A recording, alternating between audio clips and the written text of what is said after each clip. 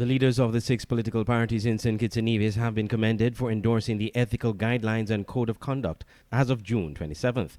In a press release sent Tuesday, the NGO coalition said the signing of the code of conduct offers the right signal for the promotion and practice of ethical behavior during the election process.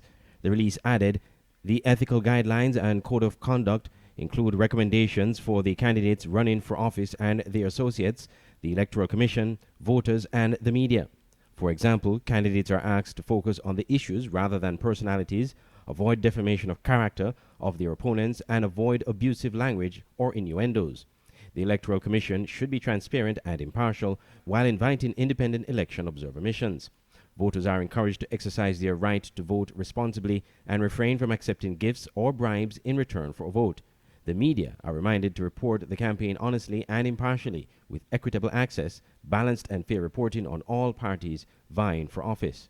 The NGO coalition said it is committed to executing its civic duty in sensitizing and reminding all parties, voters, and media on the ethical guidelines and code of conduct for the political process, signed in June 2022 by NGOs and political parties to encourage a free and fair election process.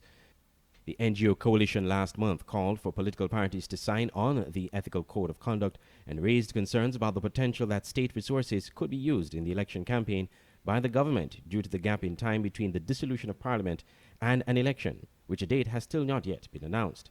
Election day can be no later than August 9th, which will be 90 days since the dissolution of parliament. Andre Huey, SKN Newsline.